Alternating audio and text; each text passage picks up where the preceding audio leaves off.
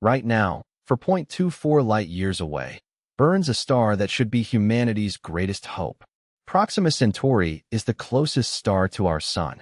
Every dream of interstellar travel, every vision of colonizing another world, every hope of reaching beyond our solar system points toward this cosmic neighbor. Scientists discovered an Earth-sized planet orbiting in its habitable zone. The universe seemed to be offering us a gift. Then we looked closer. What we found was not a destination. It was a warning. This star is not stable. It is not predictable. It erupts with violence that would sterilize any world orbiting it, without warning, without pattern. Our closest stellar neighbor is a ticking bomb that follows no clock. As you settle in tonight, let that sink in gently. The nearest star, the most accessible destination in our cosmic neighborhood, may be the most dangerous place we could ever attempt to visit. Close your eyes, breathe slowly, and let's explore why the star that should be our gateway to the universe might instead be the universe's way of telling us that some frontiers are meant to remain untouched. Look toward the constellation Centaurus. On a clear southern hemisphere night, hidden among the stellar tapestry, burns a faint red ember so dim that ancient astronomers never noticed it existed. This inconspicuous point of light is Proxima Centauri, and it holds a position in our cosmic geography that should make it the most important star in human history. At 4.24 light-years from Earth, Proxima Centauri is the closest star to our solar system. No other stellar furnace burns closer to our Sun. If humanity ever develops the technology to reach another star system, this is where our first interstellar voyages would arrive. The universe placed our nearest cosmic neighbor at a distance that seemed almost inviting compared to the vast gulf separating most stars. The distance of 4.24 light-years translates to approximately 40 trillion kilometers. Let that number rest with you as you drift. 40 trillion kilometers. Light itself, racing through the void at 300,000 kilometers per second, requires more than 4 years to complete the journey. A spacecraft traveling at the speed of the fastest human-made object ever launched would need tens of thousands of years to arrive. Yet compared to the typical distances between stars in our galaxy, Proxima Centauri sits practically next door. The average separation between stellar neighbors in the Milky Way measures roughly 5 light-years. Our nearest star lies closer than average, as if the cosmos placed a stepping stone just within reach for any species bold enough to attempt the crossing. Scientists discovered Proxima Centauri in 1915, when Scottish astronomer Robert Innes noticed its rapid movement across the sky. Working at the Union Observatory in Johannesburg, South Africa, Innes was examining photographic plates of the Alpha Centauri region when he detected a faint star that had shifted position between exposures taken months apart. This proper motion indicated a nearby object. Subsequent parallax measurements confirmed his suspicion. The star he had found was closer to our Sun than any other known stellar body. Innes named it Proxima, from the Latin word meaning nearest. The name carried weight. It carried promise. It carried the suggestion that this star might be our first step beyond the solar system. Further observations confirmed that this dim red star traveled through space alongside the much brighter Alpha Centauri binary system, forming a triple star arrangement. Alpha Centauri A and B, the two main components, orbit each other every 80 years at distances comparable to the gap between our Sun and Uranus.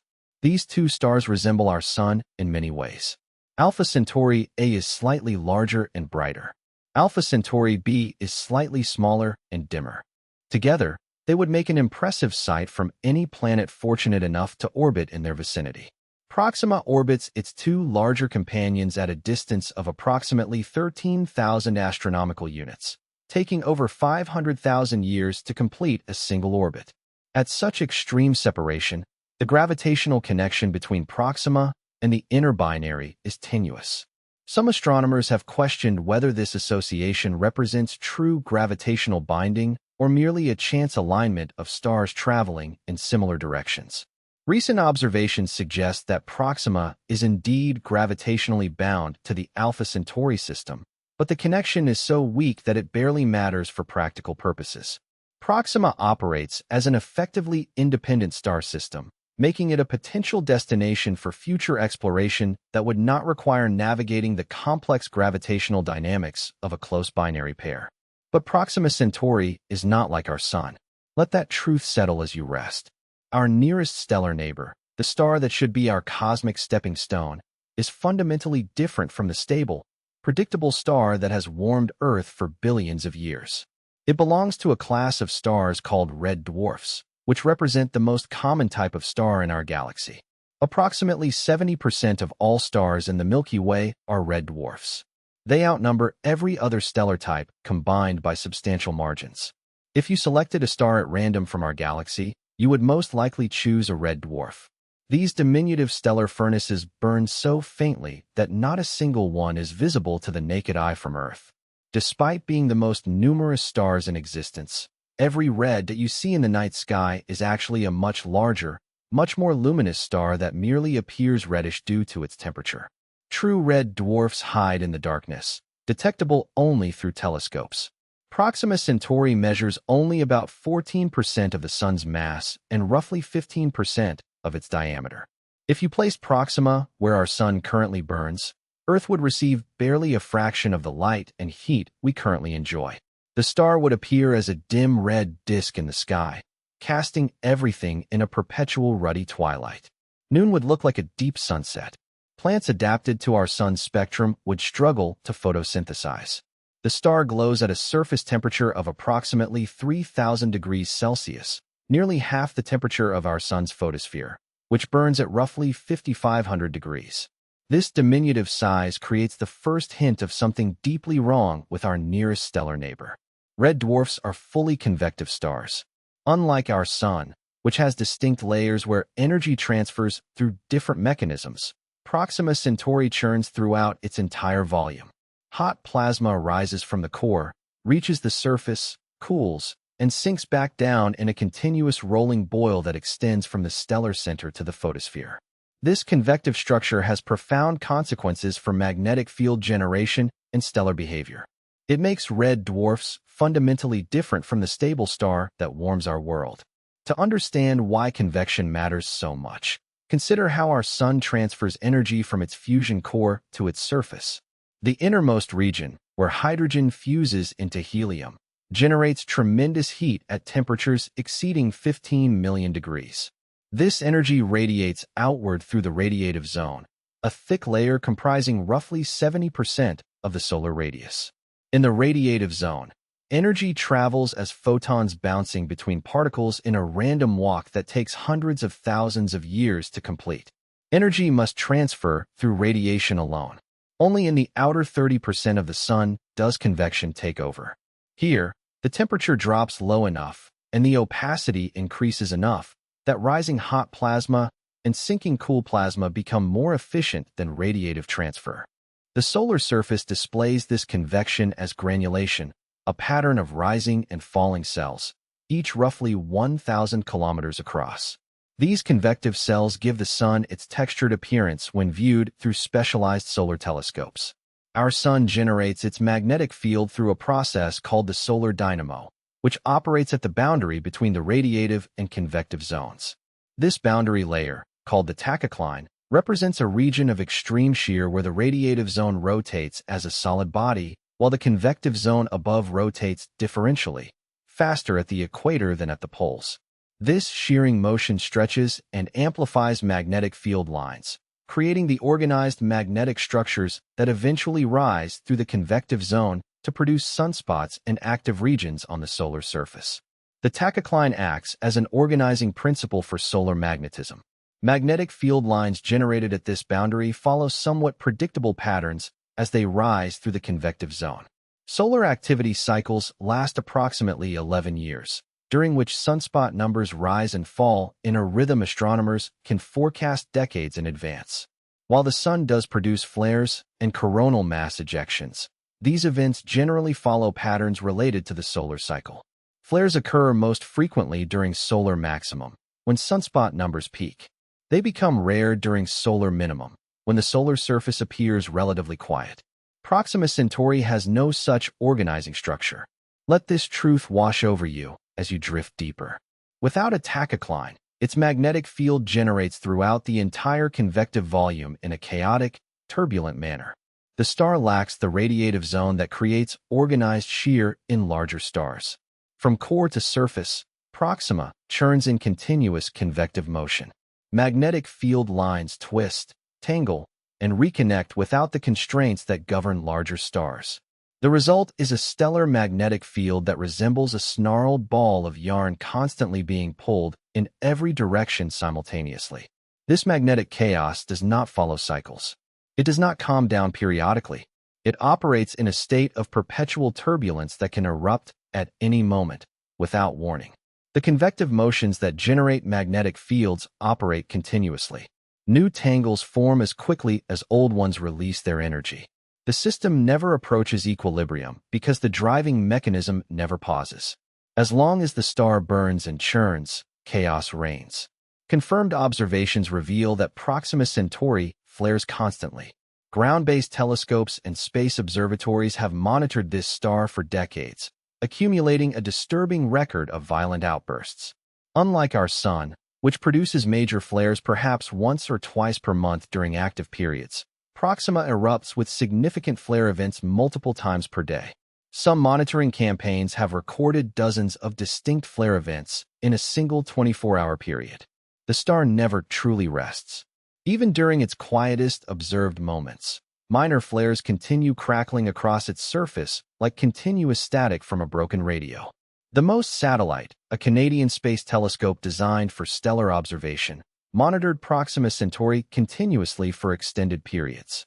During these observation windows, the star produced dozens of distinct flare events bright enough to register on the spacecraft's instruments.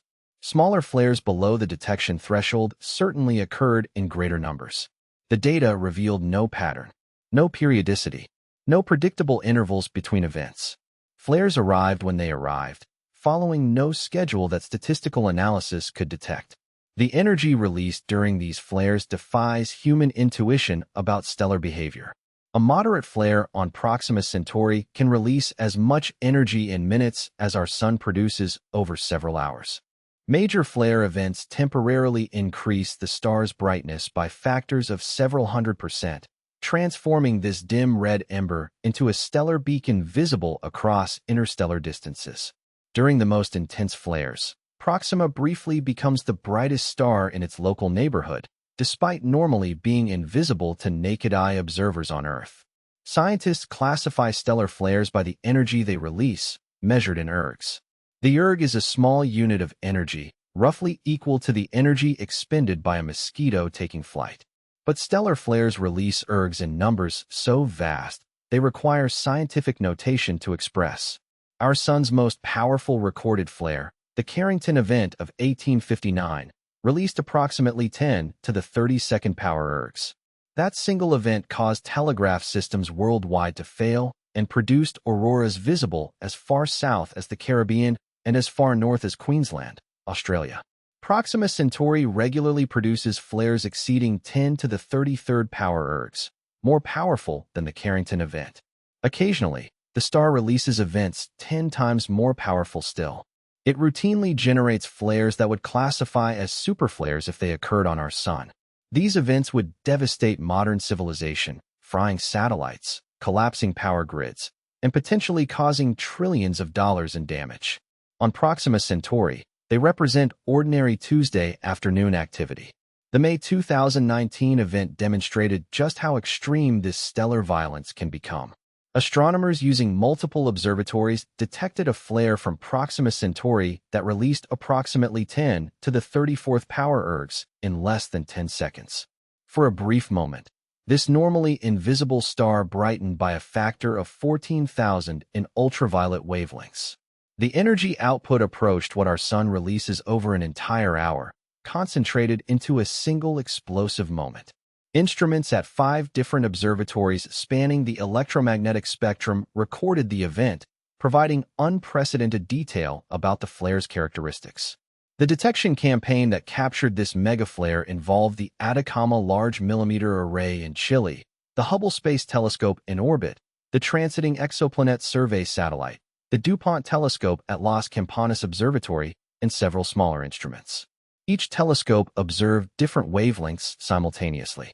The coordinated observation revealed that the flare produced radiation across the entire electromagnetic spectrum, from radio waves to X-rays, with particular intensity in the ultraviolet bands that prove most damaging to biological molecules. This was not an unusual event for Proxima Centauri. It was simply business as usual for a star that knows no peace. The researchers who captured this megaflare noted that similar events likely occur regularly. Previous observations had simply missed them because no one had coordinated such comprehensive monitoring before. The star had been producing such violence throughout its existence. We had only just developed the capability to witness it properly. The radiation produced during these flares spans the entire electromagnetic spectrum, but concentrates particularly in the ultraviolet and X-ray wavelengths that prove most damaging to biological systems. During major flare events, Proxima Centauri's X-ray output increases by factors of several thousand. The quiescent X-ray luminosity of Proxima already exceeds our Sun's by significant margins relative to overall brightness. During flares, the star becomes a blazing X-ray source that would quickly prove fatal to any unprotected organism. Any planet orbiting this star receives periodic doses of high-energy radiation that would exceed the annual radiation exposure of astronauts aboard the International Space Station in a matter of minutes. The space station orbits within Earth's protective magnetic field, which deflects most harmful radiation. Astronauts still receive elevated radiation doses compared to people on Earth's surface. A major Proxima flare would deliver that annual dose in the time it takes to make a cup of coffee. The next flare might arrive before the coffee cooled. This brings us back to the real danger that makes Proxima Centauri fundamentally different from our Sun. The issue is not simply that this star produces powerful flares. Many stars do.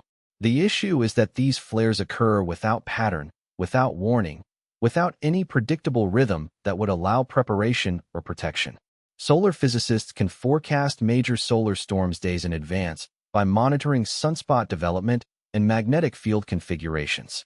Space weather prediction has become sophisticated enough that satellite operators receive warnings before significant solar events arrive. No such forecasting exists for Proxima Centauri because no such patterns exist. The star erupts when it erupts, following no schedule that human science has been able to detect. Decades of continuous monitoring have failed to reveal any periodic behavior in Proxima's flare activity. Astronomers have searched for cycles similar to the 11-year solar maximum, hoping to find windows of relative calm when the star might be safer for potential planetary life. They found nothing. The flare rate remains essentially constant year after year, decade after decade, with major events scattered randomly through time. Statistical analyzers have searched for hidden periodicities, correlations with stellar rotation, connections to orbital mechanics. Every search has come up empty. The unpredictability is not a phase this star is passing through. It is the fundamental nature of how fully convective red dwarfs operate. The same physics that allows Proxima to burn hydrogen fuel generates the magnetic turbulence that produces flares. You cannot have one without the other. The star cannot settle into a calm state because the convective churning that sustains fusion simultaneously drives magnetic chaos. Asking Proxima to stop flaring is like asking a pot of boiling water to stop bubbling while remaining on the heat. The magnetic field reversals that occur periodically on our Sun happen continuously and chaotically on Proxima Centauri. Solar magnetic field reversals occur roughly every 11 years as part of the regular activity cycle. During reversal, the Sun's north and south magnetic poles swap positions. These reversals are relatively gentle, taking months to complete and following predictable progression. Scientists can forecast when reversals will occur and track their progress as they unfold. Proxima Centauri's magnetic field twists and reconnects so violently that effective reversals can occur within days or even hours. Each reconnection event releases stored magnetic energy as flare radiation, contributing to the constant drumbeat of stellar violence. The chaotic field configuration means that multiple regions can reconnect simultaneously, producing complex flare events with multiple peaks and extended durations. The magnetic topology defies simple characterization because it changes faster than comprehensive mapping can track. Understanding why this matters requires appreciating the difference between danger and unpredictable danger.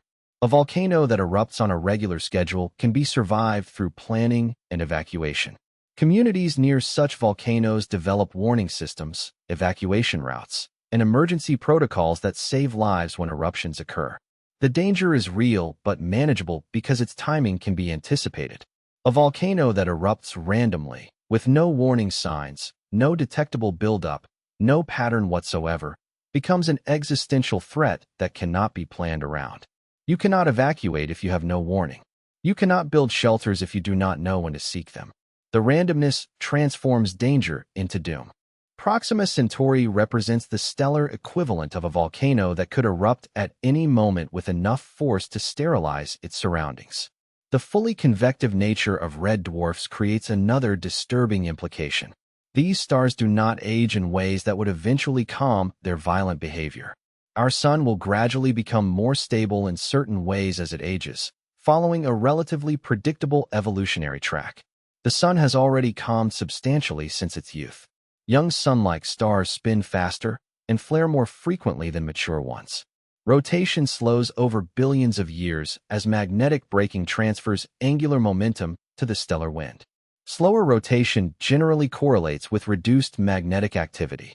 Proxima Centauri's convective structure means that the processes generating its chaotic magnetic field will continue operating for as long as the star burns hydrogen fuel.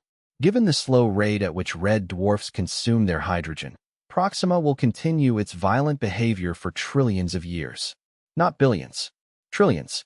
Our sun will exhaust its hydrogen in roughly 5 billion years. Proxima will still be burning when our sun has become a cold, dead white dwarf. The erratic violence is not a temporary condition. It is permanent on timescales that dwarf the current age of the universe. Red dwarfs live so long because they burn so slowly. Their low mass means lower core temperatures and slower fusion rates. A star half the sun's mass burns for roughly 50 times longer. A star 1/10 the sun's mass, in the range of Proxima Centauri, burns for hundreds of times longer still. This extended lifespan once made red dwarfs seem promising for habitability. Any planet in the habitable zone would have billions or trillions of years for life to evolve. Time seemed to favor red dwarf systems. But those trillions of years would be trillions of years of continuous bombardment. The flares would never stop. The chaos would never settle. The violence would continue epoch after epoch, era after era, eon after eon, until the last hydrogen atoms fused and the star finally faded to darkness trillions of years hence. Patience offers no salvation when the threat never diminishes. Astronomers have examined other red dwarfs to determine whether Proxima Centauri might be unusually active among its stellar class. Perhaps our nearest neighbor represents an extreme case. Perhaps typical red dwarfs behave more calmly. The results offered no comfort. Most fully convective red dwarfs show similar flare activity. Some are even more violent than Proxima. The characteristics driving this behavior appear to be inherent to the physics of small, cool, fully convective stellar interiors. Proxima Centauri is a typical example of how the most common type of star in our galaxy behaves. The TRAPPIST-1 system, famous for hosting 7 Earth-sized planets, orbits a red dwarf slightly smaller than Proxima. That star flares with comparable frequency and intensity. Barnard's star, the second closest star system to our Sun, is another red dwarf that shows substantial flare activity. Wolf 359, made famous by science fiction, flares so violently that it qualifies as a UV Ceti variable star, a class defined by extreme flare behavior. Wherever astronomers look among the red dwarf population, they find the same chaotic violence. The plasma winds streaming continuously from Proxima Centauri add another dimension to its hostility. Like our Sun, Proxima emits a constant outflow of charged particles called stellar wind. This wind streams outward from the stellar corona at speeds of hundreds of kilometers per second, carrying magnetic field lines into interplanetary space. The solar wind shapes the heliosphere, the bubble of space dominated by our Sun's influence. Proxima's wind creates a similar structure around its own domain. But Proxima's wind is denser, faster, and more variable than the solar wind. The intense magnetic activity that produces flares also accelerates wind particles to higher velocities. Measurements suggest that planets orbiting close to Proxima experience stellar wind pressures hundreds of times greater than what Earth receives from our Sun. The wind arrives with enough force to strip away atmospheric gases over time, eroding any protective envelope that might shield planetary surfaces from flare radiation. The stellar wind also carries magnetic field variations that buffet any planetary magnetic field attempting to shield its world. During flare events, the wind intensifies dramatically. Coronal mass ejections, explosive releases of magnetized plasma, race outward at speeds exceeding 1,000 kilometers per second. These plasma clouds can compress and disrupt planetary magnetospheres, allowing radiation to reach surfaces that would otherwise be protected. The combination of constant flares, intense radiation, unpredictable timing, and powerful stellar winds creates an environment of perpetual violence around our nearest stellar neighbor. Every measurement, every observation, every theoretical model points toward the same conclusion. Proxima Centauri is not a stable star. It is not a predictable star. It is a chaotic system operating in a permanent state of magnetic turbulence that manifests as relentless violence toward anything orbiting within its influence. The universe plays a cruel joke by placing such a hostile star so close to our solar system. Of all the places in the galaxy, the nearest destination for interstellar travel happens to be one of the most dangerous. The cosmic stepping stone that seems so inviting turns out to be unstable, ready to explode beneath any foot that lands upon it. The welcome mat conceals a trap. Yet humanity discovered something orbiting this violent star that captured worldwide attention and reignited dreams of interstellar travel. A potentially habitable planet around our nearest stellar neighbor. Scientists announced the finding with fanfare. Media coverage exploded with speculation about alien life and future colonization. The universe appeared to be inviting us outward, offering a destination that combined accessibility with possibility. But the invitation came with fine print that would reveal the true nature of what awaits any world close enough to feel Proxima Centauri's embrace. The planet that orbits our chaotic neighbor does not enjoy the safety of distance.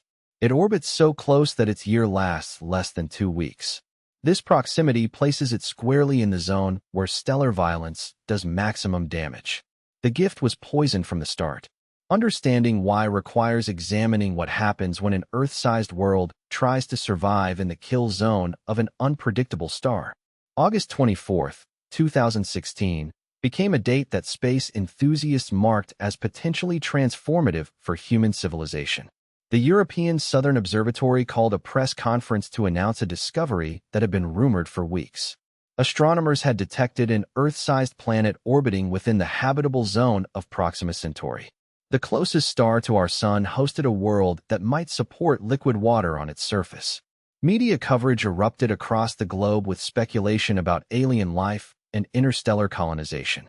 Headlines proclaimed the discovery of a second Earth practically next door. The scientific community responded with cautious excitement. After decades of searching for Earth-like exoplanets around distant stars, here was one orbiting the very nearest stellar neighbor. The convenience seemed almost cosmic in its timing. Humanity had just developed the technology to seriously consider interstellar probes, and the universe appeared to be offering a destination worth visiting. Research proposals multiplied. Funding discussions accelerated. The discovery of Proxima Centauri B seemed to validate every dream of reaching beyond our solar system. The detection came through painstaking radial velocity measurements spanning years of careful observation. The technique exploits a fundamental principle of gravitational physics. When a planet orbits a star, it does not simply circle a stationary object. Both the planet and the star orbit their common center of mass. For a star much more massive than its planet, this center lies within the star itself, but not precisely at the stellar center. The star wobbles slightly as the planet tugs it back and forth through each orbit. Sensitive instruments can detect this wobble as shifts in the star's light spectrum. When the star moves toward Earth, its light compresses to shorter wavelengths. When it moves away, the light stretches to longer wavelengths.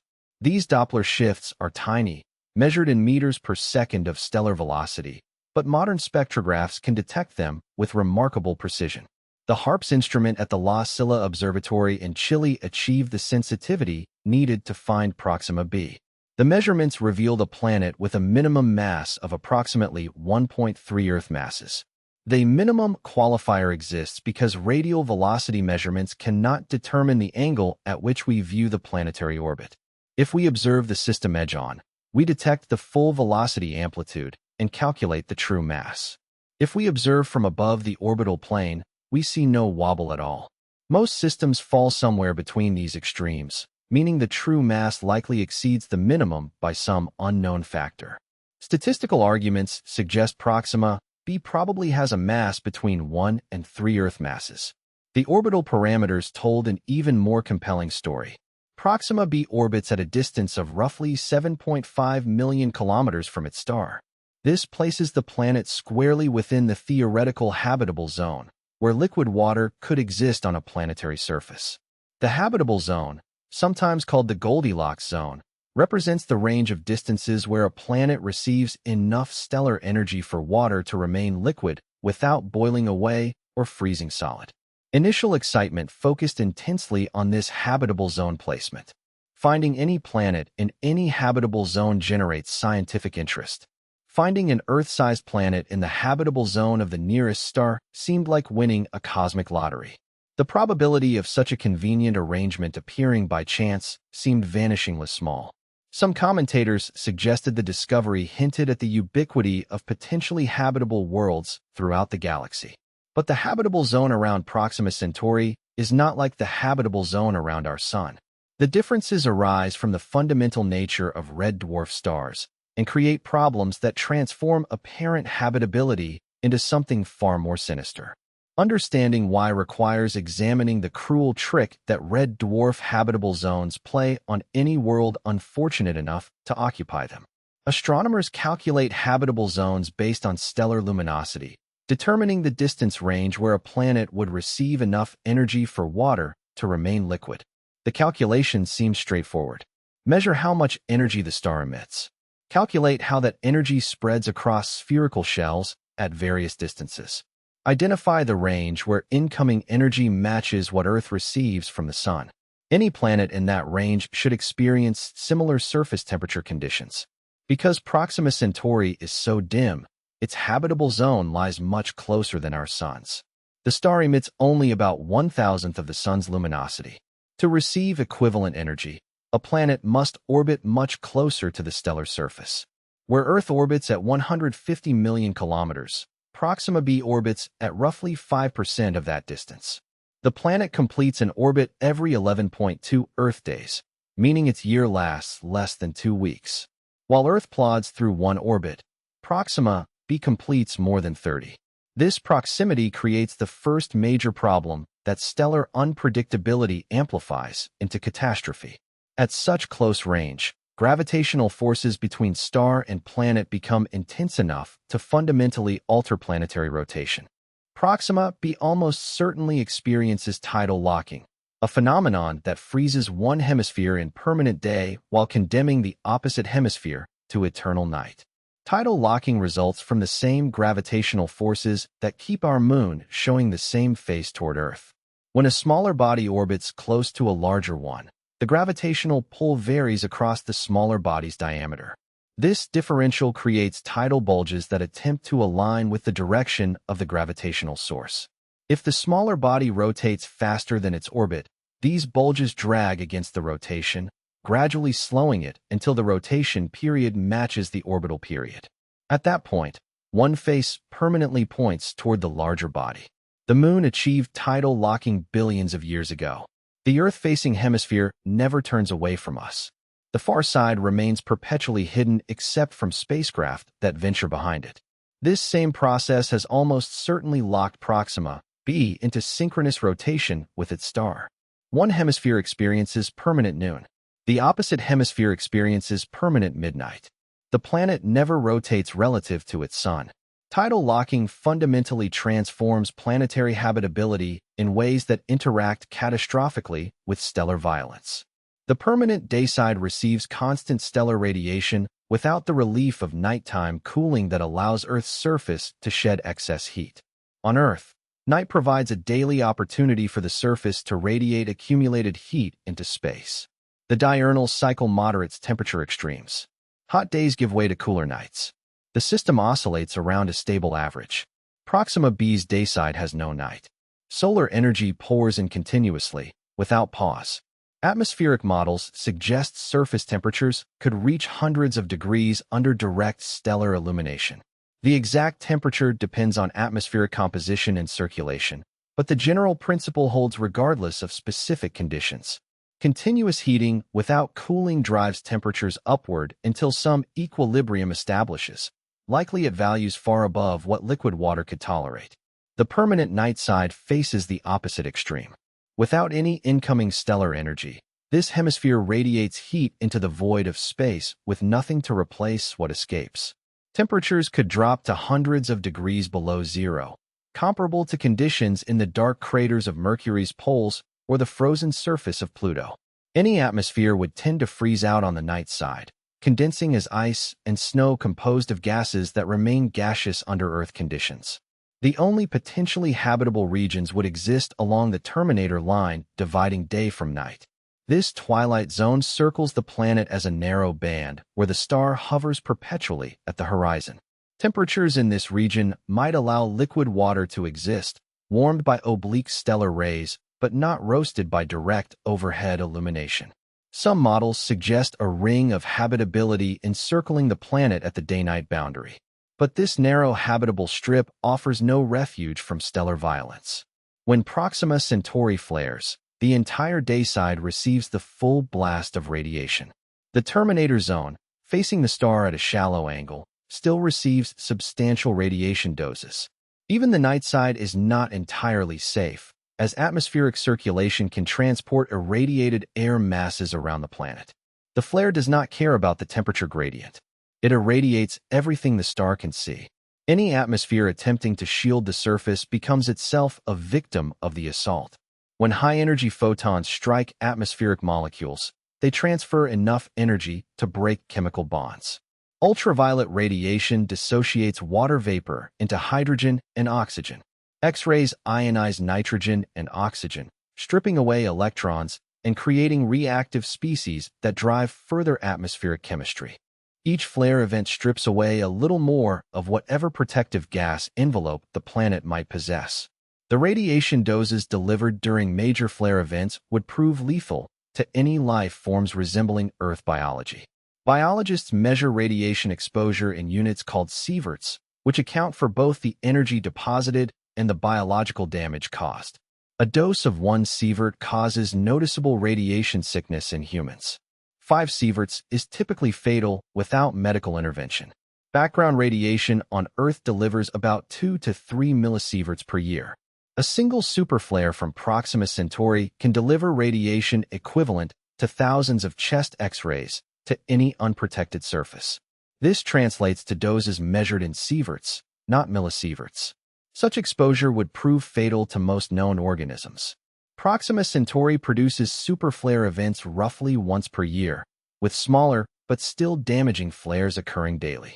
Any organism on the planet's surface would need to survive repeated exposure to radiation levels that exceed the lethal dose for most life forms. The cumulative effect matters as much as individual events. Even if organisms somehow survived individual flares, the constant bombardment would cause genetic damage faster than biological repair mechanisms could fix. DNA sustains damage continuously from background radiation on Earth, but repair enzymes usually fix the damage before it causes problems.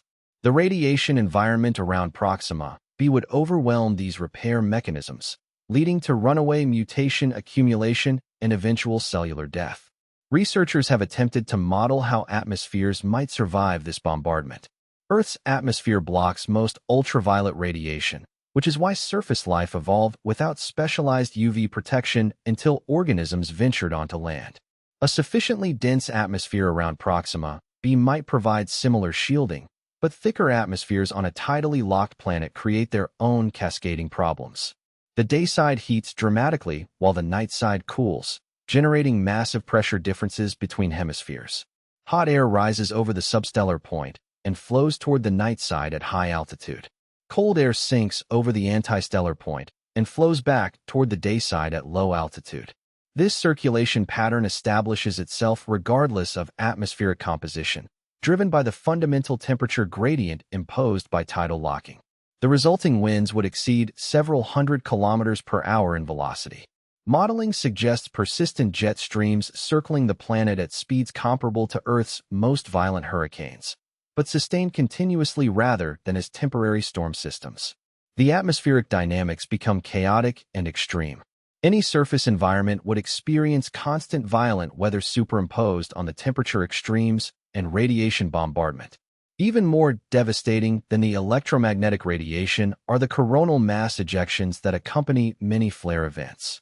These explosions hurl billions of tons of charged particles into space at velocities that dwarf anything achieved by human spacecraft, crossing the distance between star and planet in mere hours. As these plasma clouds propagate outward, they maintain enough density at planetary distances to deliver massive impacts. The charged particles carry magnetic fields embedded within the plasma. When a coronal mass ejection encounters a planetary magnetic field, the interaction can be violent. The plasma compresses the magnetosphere, potentially collapsing it entirely against the planet. Particles stream directly into the upper atmosphere along magnetic field lines or through regions where the magnetic shield has been breached. Our Sun produces coronal mass ejections that occasionally impact Earth, creating geomagnetic storms that disrupt satellites and power grids. The March 1989 storm collapsed the Hydro-Quebec power grid, leaving 6 million people without electricity. The July 2012 event missed Earth by approximately 1 week of orbital motion. Had Earth been in the path of that plasma cloud, damage estimates suggested trillions of dollars in destroyed infrastructure. Earth's strong magnetic field and substantial orbital distance usually protect us from the worst effects. Our magnetosphere extends tens of thousands of kilometers into space, deflecting most incoming charged particles around the planet. The particles that do interconcentrate near the magnetic poles, producing auroras rather than surface radiation. Our distance from the Sun, 150 million kilometers, means coronal mass ejections have time to spread and weaken before arrival. Proxima B lacks both advantages. Its proximity to the star means coronal mass ejections arrive within hours of leaving the stellar surface. At 7.5 million kilometers, the planet offers no time for the plasma cloud to dissipate. The coronal mass ejection arrives concentrated and violent, having crossed only 5% of the distance that solar ejecta must travel to reach Earth. The impact intensity scales accordingly. The compressed magnetic environment around a tidally locked planet may not provide effective shielding at all. Earth's magnetic field arises from convective motion in its liquid iron outer core. This convection is driven partly by Earth's rotation. A tidally locked planet rotates slowly, completing one rotation per orbit. Slower rotation produces weaker convective motion and correspondingly weaker magnetic field generation. Proxima B may possess only a fraction of Earth's magnetic field strength, if it possesses a global field at all. Scientists have modeled the long-term effects of this bombardment on planetary magnetospheres. Even if Proxima B possessed an Earth-strength magnetic field when it formed, billions of years of coronal mass ejection impacts would have eroded it substantially. Each impact deposits energy into the magnetosphere that eventually dissipates. Repeated impacts can progressively weaken the field, especially if the planet's internal dynamo cannot regenerate field strength as fast as it degrades. The constant pressure of stellar wind compounds the problem. Between coronal mass ejection events, the stellar wind flows continuously outward from Proxima Centauri. This wind compresses the magnetosphere on the day side while stretching it into a long tail on the night side. The configuration creates regions where charged particles can find paths into the upper atmosphere regardless of magnetic field strength. The cusps near the magnetic poles allow direct particle access. The tail region permits particles to flow along field lines toward the planet. The atmospheric stripping process operates on timescales that matter for habitability. Calculations suggest that an Earth-like atmosphere around Proxima B would lose its entire inventory of atmospheric gases within several hundred million years. Different models yield different specific timescales, but all agree that atmospheric lifetimes are short compared to geological time. This is short enough that any atmosphere the planet possesses today would be a replacement, either from volcanic outgassing replenishing lost gases or comet impacts delivering new volatile materials. But replacement atmospheres face the same stripping forces that remove their predecessors. Volcanic outgassing could rebuild atmospheric pressure over millions of years, only to have the rebuilt atmosphere stripped away over the following hundreds of millions of years. The cycle might repeat indefinitely, with the planet oscillating between thin atmosphere and moderate atmosphere without ever maintaining the thick protective envelope needed to shield its surface from radiation. Comet impacts provide another potential source of atmospheric replenishment. Comets contain substantial quantities of water ice, carbon dioxide ice, and other frozen volatiles. An impact delivers these materials to the planet, potentially building atmospheric pressure and delivering water for potential oceans. But the Proxima system likely contains fewer comets than our solar system, given its lower total mass. And any delivered atmosphere would face the same stripping forces as atmospheres from other sources. This brings us back to the real danger that underlies every other problem Proxima B faces. All of these atmospheric dynamics, all of these magnetic field considerations, all of these models of stripping and replenishment depend on assumptions about flare timing and intensity. The models typically assume some average flare rate and average coronal mass ejection frequency. They calculate equilibrium conditions based on average inputs. But Proxima Centauri does not provide average inputs. It provides chaotic, unpredictable inputs that vary wildly from moment to moment. A model that assumes one superflare per year might work well for calculating long-term averages. It fails completely for predicting what happens next Tuesday. The next superflare could arrive tomorrow, or it could arrive in the next hour. No pattern exists to constrain the timing. No warning precedes the event. Even if Proxima B somehow maintained a substantial atmosphere, even if life somehow evolved to survive constant radiation exposure, even if organisms developed metabolisms that functioned in the extreme temperature gradients of a tidally locked world, they would face an enemy that cannot be prepared for. The unpredictability transforms every other problem from difficult to impossible. Consider what this means for any hypothetical biosphere. Life on Earth has evolved in response to predictable environmental changes. Day and night cycles provide a rhythm that organisms exploit through circadian biology. Seasonal variations drive migration patterns, hibernation cycles, and reproductive timing. Periodic ice ages and warm periods shape evolution over longer timescales. Organisms adapt to challenges they can anticipate on evolutionary timescales because the challenges follow patterns. Proxima B offers no such predictability. The radiation environment changes dramatically within minutes during flare events, then returns to baseline just as quickly. An organism basking in normal conditions might suddenly experience lethal radiation doses without warning, then face normal conditions again an hour later. Evolution cannot prepare organisms for conditions that vary chaotically across timescales too short for adaptation. Natural selection requires consistent selective pressure to shape organisms toward fitness. Random variations select for nothing except perhaps generalized hardiness. The biochemistry of any surface life would face impossible demands. Radiation damages biological molecules through multiple mechanisms. It breaks DNA strands. It generates reactive oxygen species that damage proteins.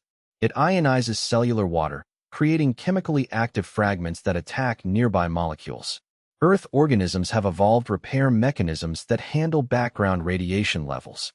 These mechanisms work continuously, fixing damage as it occurs. Surface life on Proxima B would require repair mechanisms operating at vastly accelerated rates during flare events, then returning to normal operation afterward. The metabolic cost of maintaining such systems would be enormous. The organisms would need to detect flare onset and upregulate repair pathways within minutes. They would need to survive radiation doses lethal to Earth life while maintaining other metabolic functions. And they would need to do this without any evolutionary preparation, since the timing of flare events follows no learnable pattern. The search for biosignatures on Proxima B continues because astronomers correctly note that we cannot rule out unusual life forms adapted to extreme conditions. Extremophile organisms on Earth survive in radiation environments, high temperatures, and toxic chemical conditions that would kill most life. The bacterium Deinococcus radiodurans survives radiation doses thousands of times higher than lethal doses for humans. It repairs its shattered DNA using redundant copies and specialized repair enzymes. Perhaps life around Proxima Centauri would be similarly remarkable. These possibilities remain open pending future observations. The James Webb Space Telescope and future extremely large telescopes may eventually detect atmospheric signatures from Proxima B. Any detection of biosignature gases would revolutionize our understanding of life in the universe. But the scientific consensus has shifted dramatically since the initial discovery announcement. Early papers discussed Proxima B as a potentially habitable world deserving serious consideration as a destination for interstellar probes. Current literature treats it as a case study in how stellar activity limits habitability around red dwarf stars. The planet that seemed like a gift turned out to be an example of how the universe can offer false hope wrapped in superficially attractive parameters. The 2020 discovery of Proxima C, a larger planet orbiting much farther from the star, did not improve the situation. At roughly 7 Earth masses and orbiting at a distance of approximately 1.5 astronomical units, in a frozen realm too cold for liquid water, this super-Earth or mini-Neptune likely possesses a thick atmosphere of hydrogen and helium that would make its surface, if one exists, utterly hostile to life as we understand it. A potential third planet, Proxima D, was announced in 2022 based on additional radial velocity data. This candidate planet, if confirmed, would orbit even closer to the star than Proxima B, with an orbital period of just 5.1 days. Such proximity would place it well inside the inner edge of the habitable zone, where stellar radiation would boil away any water and strip any atmosphere even faster than on Proxima B. The planetary system around our nearest star now appears as a cautionary example rather than an invitation. The habitable zone exists, mathematically defined by the calculations of stellar luminosity and orbital distance. But the habitable zone coincides with the kill zone. Proximity to Proxima Centauri means proximity to violence. Distance from Proxima Centauri means frozen lifelessness. The narrow band where liquid water could theoretically exist maps precisely onto the region where stellar radiation does maximum damage. Some researchers have proposed that subsurface life might survive on Proxima B. Organisms living beneath the surface, protected by rock and ice, would be shielded from direct radiation exposure. Earth hosts thriving ecosystems in deep caves and oceanic crust, where organisms derive energy from chemical reactions rather than sunlight. Similar life could theoretically exist beneath Proxima B's surface, insulated from the stellar violence above. This scenario cannot be ruled out, and future missions might search for subsurface biosignatures through indirect means. Perhaps organisms living underground produce gases that seep through the surface into the atmosphere. Perhaps geological processes driven by subsurface life create detectable surface features. The possibility remains scientifically interesting, but subsurface life cannot develop technological civilization. Intelligence of the sort that builds radio transmitters and sends spacecraft requires access to surface resources. Tool use requires manipulation of materials found above ground. Technology requires fire, metallurgy, electricity, none of which develop in underground environments. Even if Proxima B hosts thriving subsurface ecosystems, those ecosystems cannot signal their existence across interstellar distances. They cannot become partners for human exploration or contact. They would remain forever hidden, irrelevant to humanity's dreams of interstellar communication. The dreams that accompanied Proxima B's discovery have been tempered by years of subsequent analysis. The Breakthrough Starshot initiative still targets Proxima Centauri as a destination for its proposed laser-propelled probes. The target makes sense based on distance. Even if the habitability prospects have dimmed, reaching the nearest star remains valuable regardless of what we find there. But the excitement about potentially habitable worlds has given way to more measured assessments.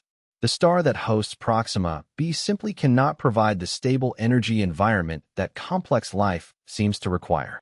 Every analysis returns to the same fundamental barrier. Not the radiation alone, though the radiation is devastating. Not the tidal locking alone, though tidal locking creates severe challenges. Not the atmospheric stripping alone, though atmospheric stripping limits habitability timescales. These problems compound because they emerge from a single source that cannot be addressed through any planetary adaptation or atmospheric composition. The unpredictable, chaotic, permanently violent behavior of the star itself defeats all secondary considerations. Thick atmospheres might shield surfaces if the atmosphere could persist. Magnetic fields might deflect particles if the field could maintain strength.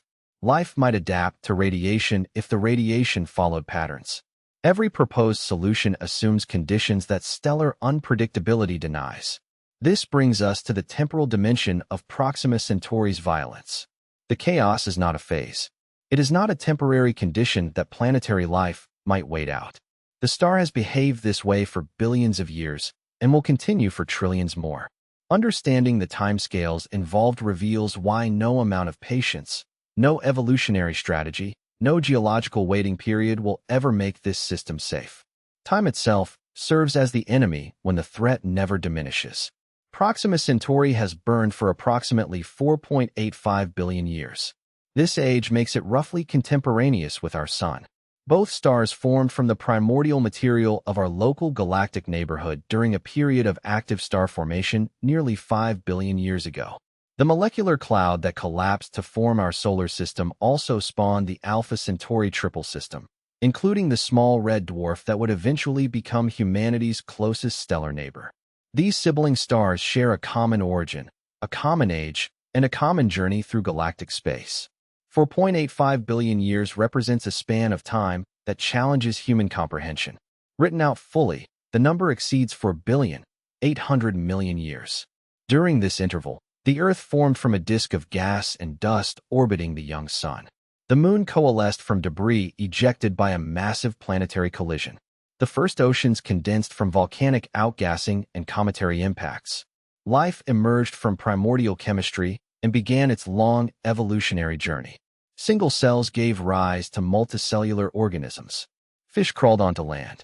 Dinosaurs ruled for over 160 million years. Mammals inherited the Earth after an asteroid impact cleared the evolutionary stage. Primates descended from trees. Humans developed language, agriculture, civilization, and eventually the technology to detect planets around other stars. This entire saga of terrestrial history unfolded while Proxima Centauri burned. The star witnessed every moment of Earth's transformation from molten rock to living world, though of course the star witnessed nothing, being merely a ball of churning plasma without consciousness or intent. The point is that time on these scales accomplishes remarkable transformations. Time heals. Time builds. Time allows complexity to emerge from simplicity. Given enough time, the universe creates wonders. Time does not heal Proxima Centauri. The star has been violent for nearly 5 billion years and shows no indication of calming. Every observation, every measurement, every theoretical model confirms that this stellar violence represents the star's permanent state rather than a passing phase. Understanding why requires examining how red dwarf stars differ from Sun-like stars in their evolutionary trajectories. Our Sun has changed substantially over its lifetime. When the solar system formed 4.6 billion years ago, the young Sun burned approximately 30% dimmer than it does today.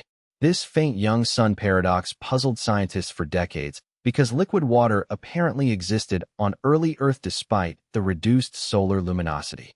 The explanation involves greenhouse gases in Earth's early atmosphere trapping enough heat to compensate for the weaker sunlight. But the key point is that the Sun has evolved. It has changed. It has followed a trajectory from past conditions through present conditions toward future conditions.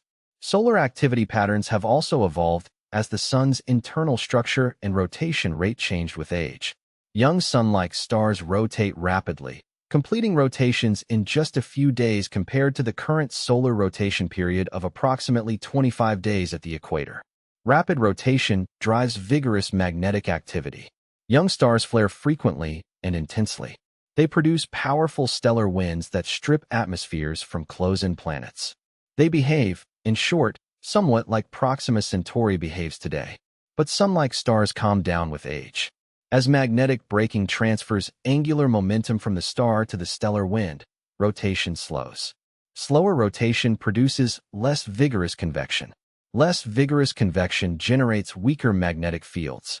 The current 11-year solar activity cycle represents a mature solar behavior that differs markedly from the more chaotic activity of the young sun. Our star has settled into a relatively peaceful middle age. This settling process took hundreds of millions to over a billion years. The young sun was substantially more active than the mature sun we observe today. Earth's early history occurred under a more violent stellar regime than currently exists.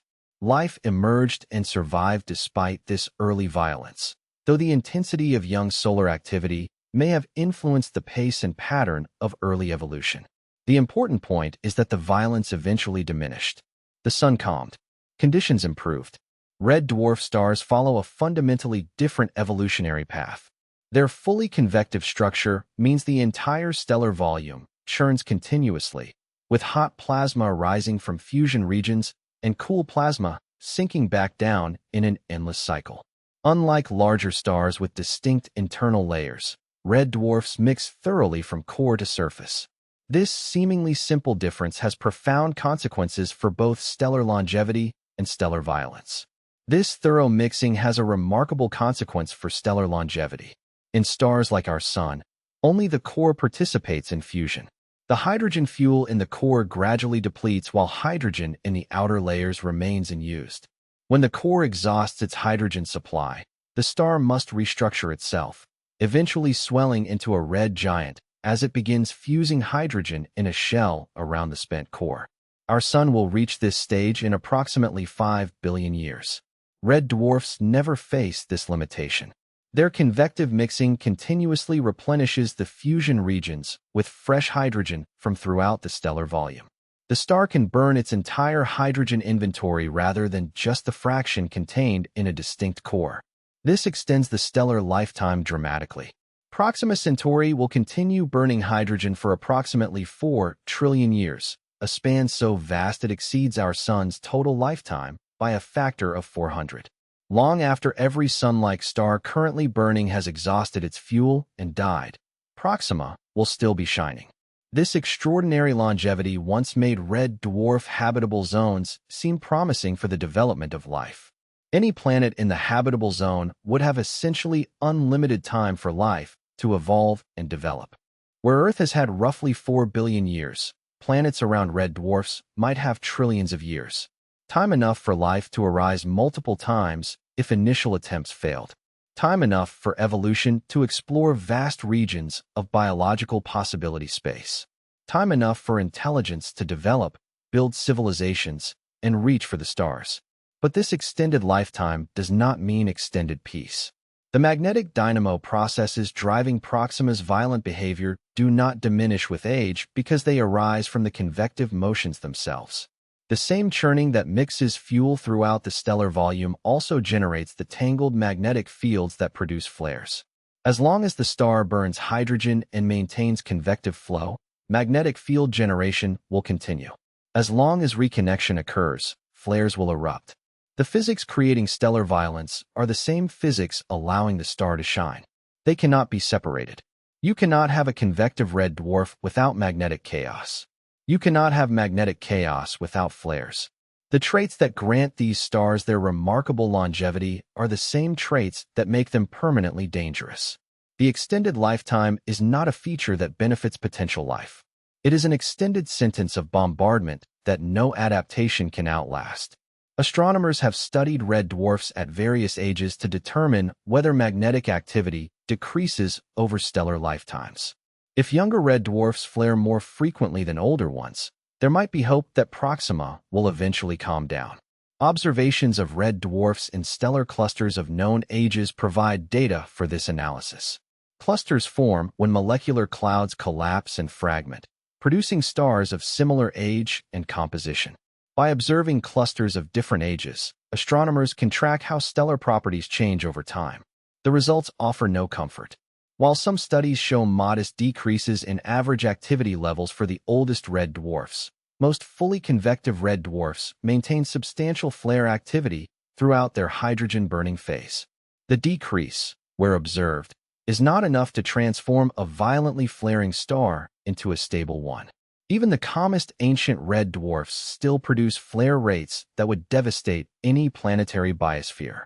Proxima Centauri itself shows no signs of calming down. Observations spanning more than 70 years, from the 1950s through the present day, reveal consistent flare rates without any detectable long-term trend toward stability. The star flared vigorously when astronomers first began systematic monitoring. It flares vigorously today. Nothing in the observational record suggests improvement. Nothing in theoretical models predicts improvement. The star will flare for trillions of years.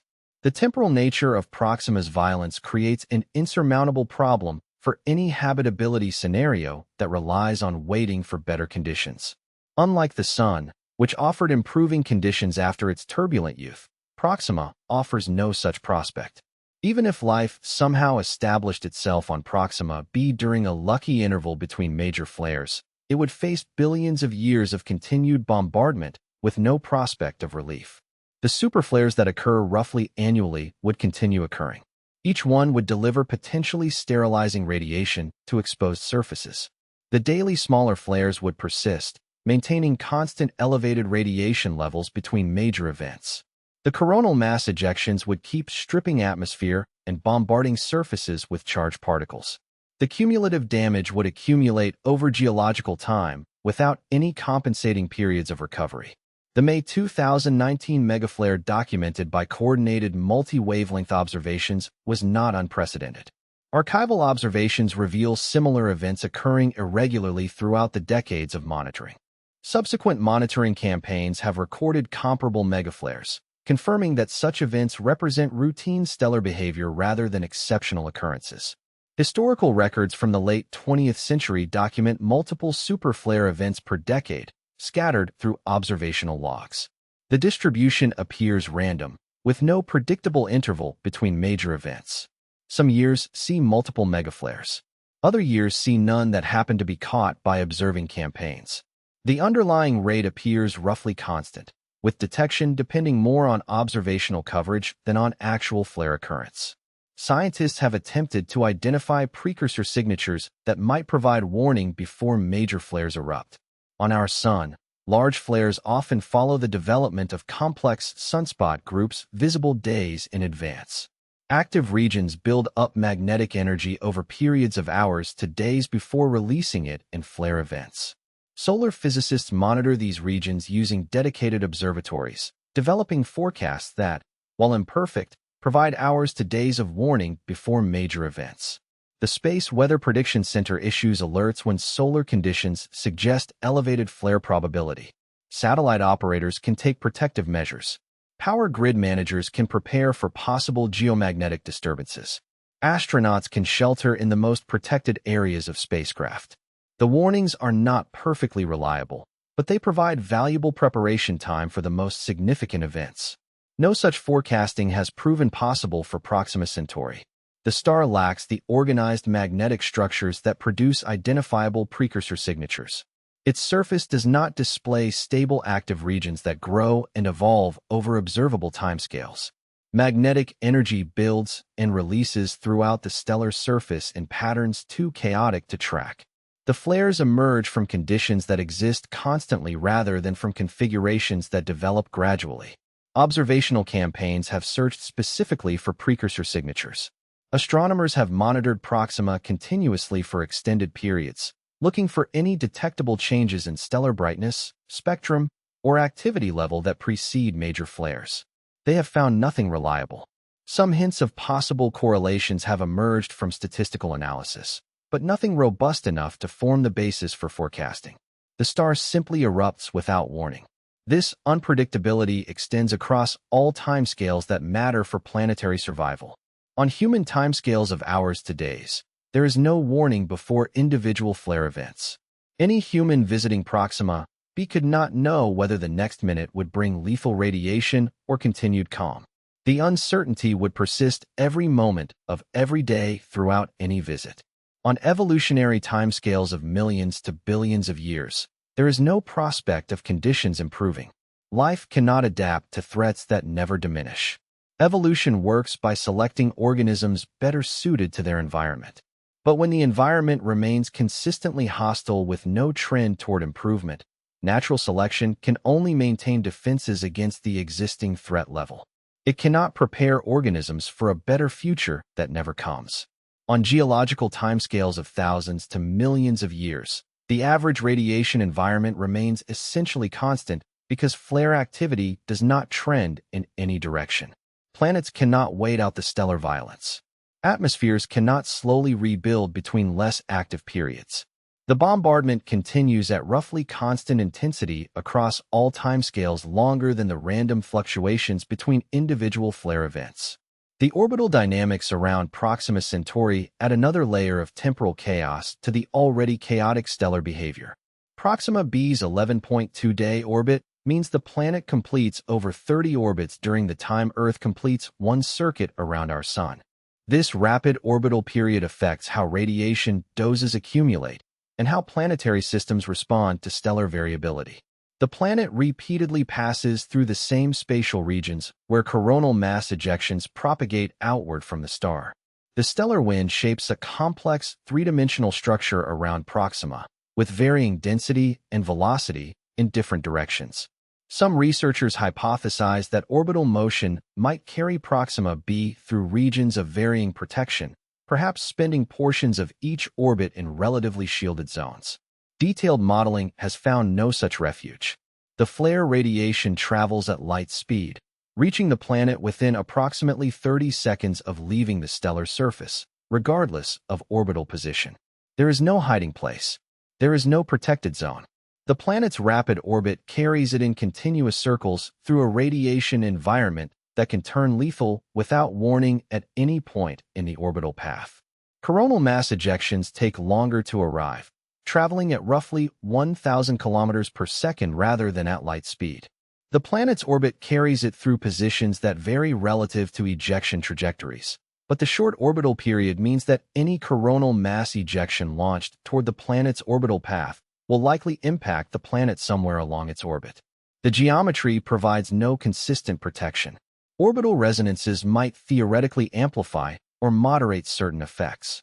If flares or coronal mass ejections occurred at regular intervals related to the orbital period, the planet might consistently occupy favorable or unfavorable positions. But no such regularity exists. The random timing of stellar events distributes impacts uniformly around the orbit over time. Statistical analysis finds no correlation between orbital phase and flare occurrence.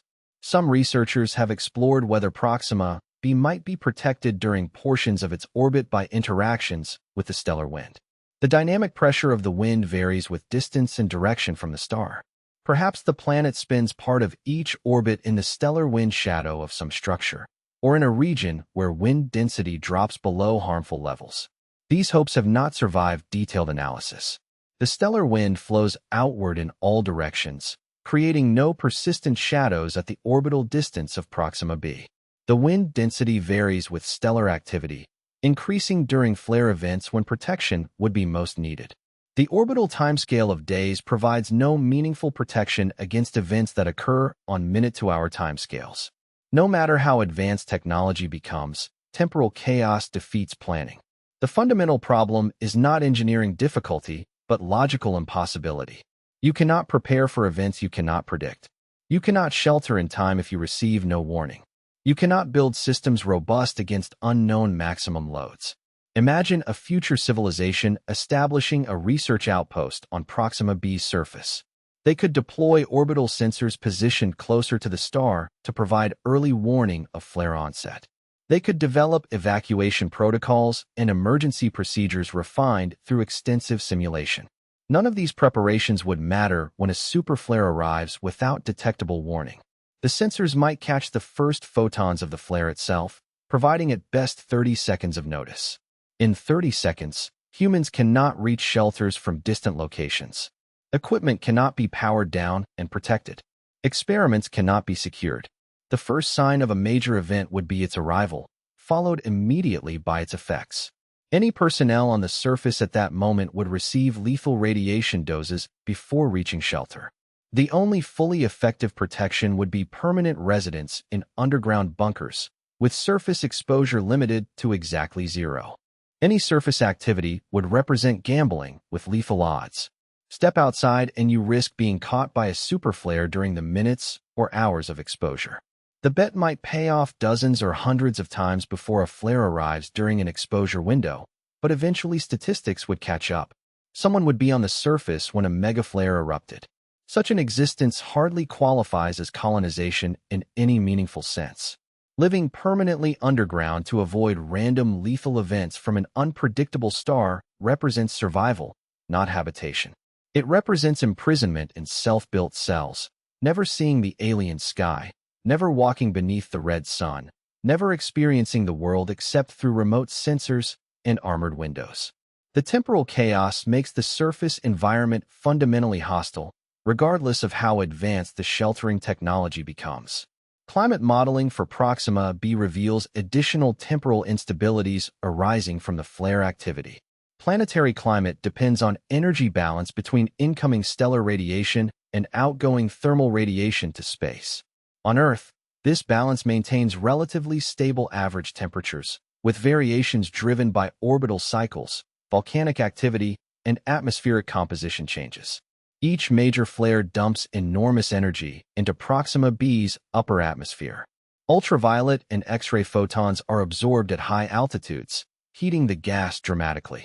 This thermal pulse propagates downward through the atmosphere, affecting surface conditions hours to days after the flare event itself.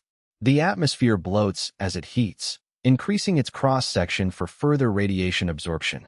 But before thermal equilibrium can establish itself, another flare arrives, adding a new thermal pulse to the still disturbed system. Each flare kicks it further from equilibrium. Each kick arrives before recovery from the previous kick completes. The atmosphere exists in a state of constant perturbation, never settling into stable circulation patterns. On Earth, climate operates through feedback mechanisms that maintain relative stability over human-relevant timescales. The ice albedo feedback reflects incoming sunlight from frozen surfaces, cooling the planet when ice cover expands and warming it when ice retreats. The carbon cycle transfers carbon dioxide between atmosphere, ocean, and rocks over timescales of thousands to millions of years. The water vapor feedback amplifies warming because warmer atmospheres hold more water vapor, which traps more heat. These feedbacks create oscillations around equilibrium states. Ice ages come and go on roughly 100,000-year cycles driven by orbital variations. Greenhouse excursions and glacial periods punctuate Earth history, but the system remains bounded, preventing runaway conditions that would sterilize the planet. The constant flare bombardment on Proxima B would overwhelm such feedback mechanisms. External energy input varies so dramatically and randomly that internal feedbacks cannot stabilize conditions. The climate becomes as chaotic as the stellar input driving it. No equilibrium exists to oscillate around because the forcing function never settles into any pattern. The photochemistry of any atmosphere around Proxima B would face similar instability. Atmospheric molecules break apart under ultraviolet radiation. Chemical reactions rebuild them. On Earth, these photochemical processes reach equilibrium states that persist for geological timescales. Oxygen maintains a relatively constant atmospheric fraction despite continuous biological production and chemical consumption. Ozone forms a protective layer at specific altitudes where production and destruction balance. On Proxima B, the varying radiation environment would prevent photochemical equilibrium. Each flare event would drive a burst of molecular destruction, followed by chemical rebuilding during the calmer intervals. But the intervals would never last long enough for complete rebuilding. The atmosphere would exist in constant chemical flux, with composition varying in response to recent flare history rather than settling into stable values.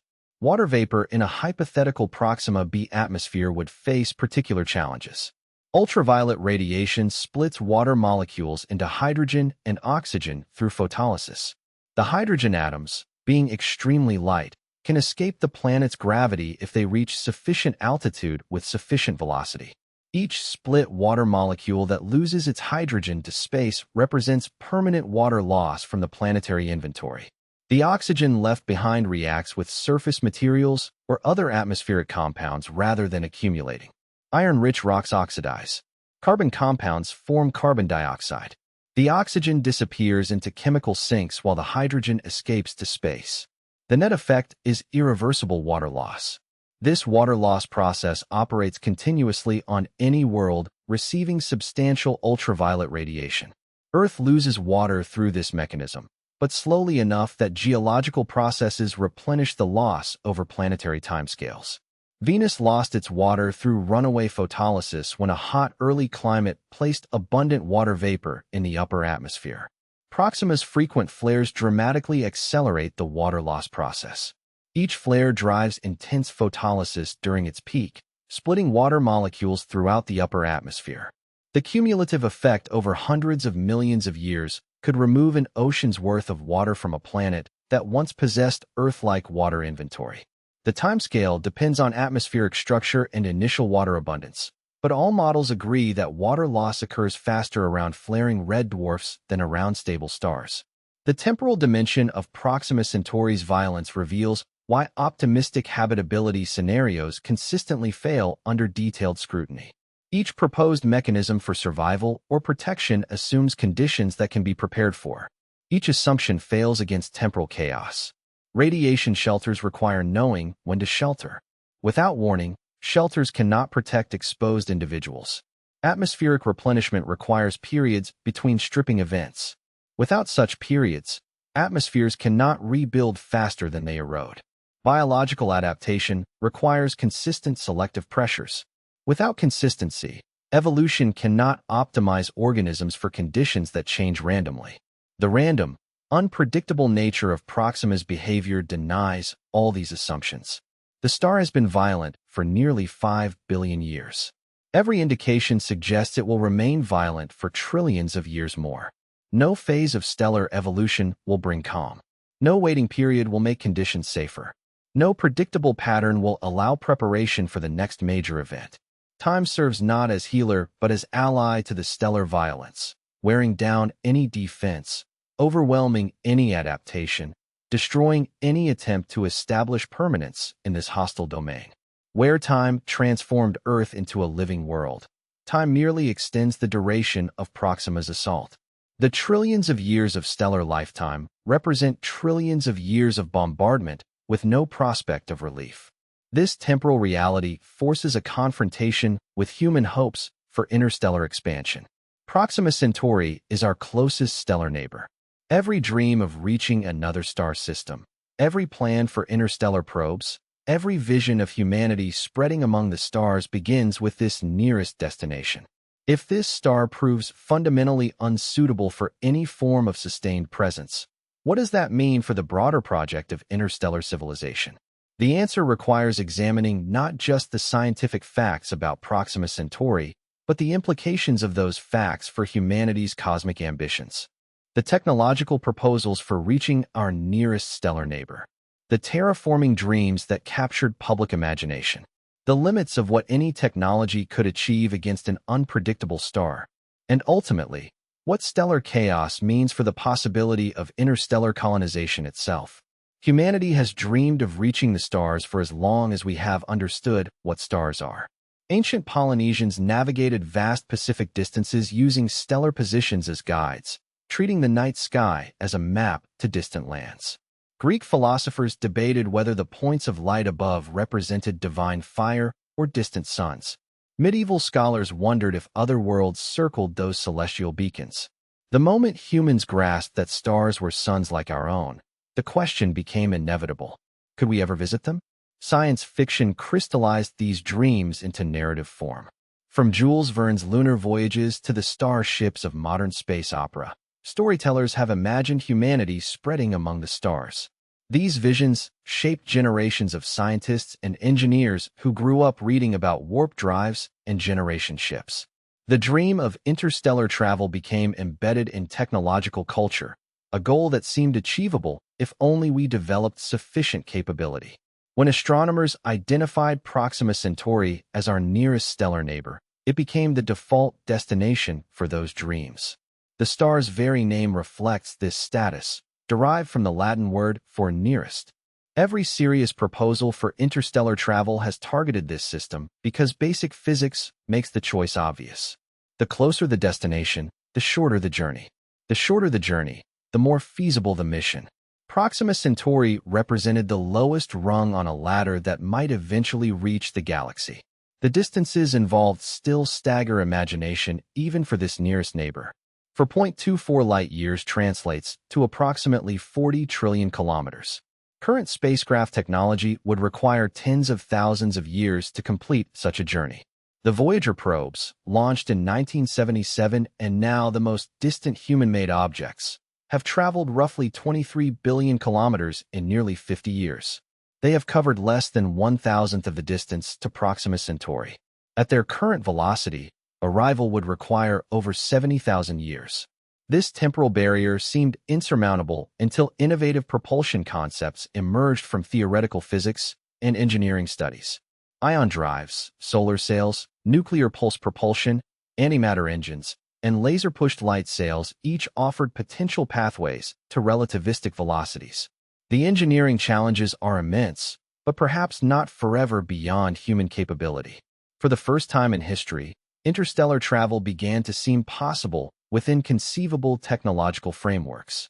Breakthrough Starshot, announced in 2016, represented the most ambitious and credible proposal yet advanced.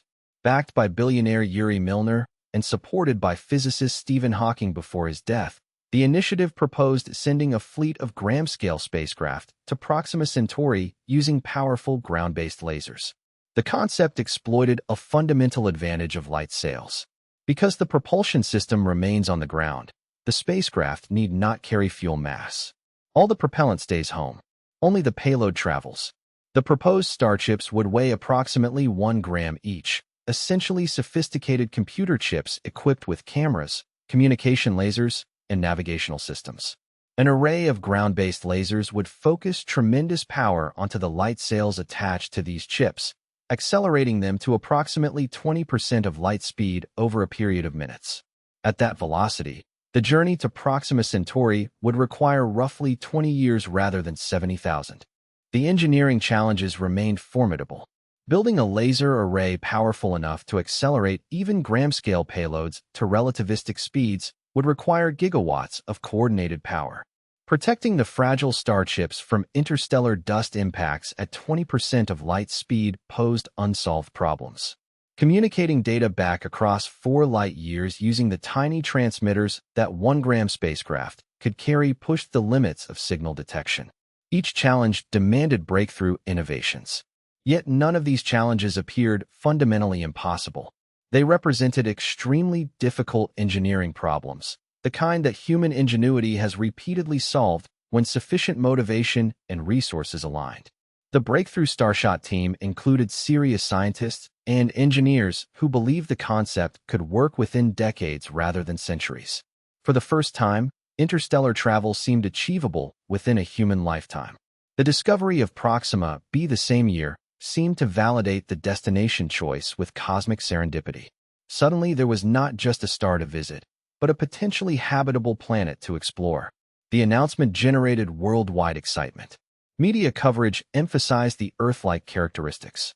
Scientists debated what instruments the tiny probes might carry to analyze the planet's atmosphere during their brief flyby.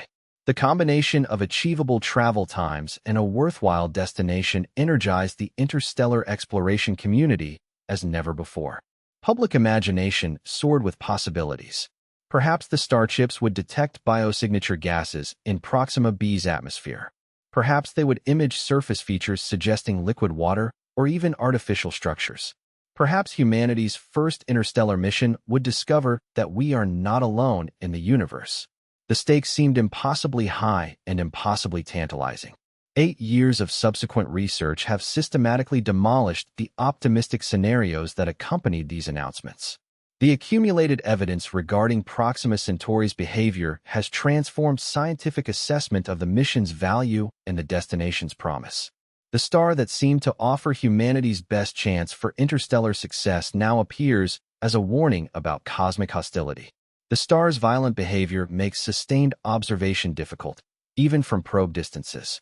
Spacecraft arriving in the Proxima Centauri system after their 20-year journey would enter a radiation environment unlike anything human technology has confronted.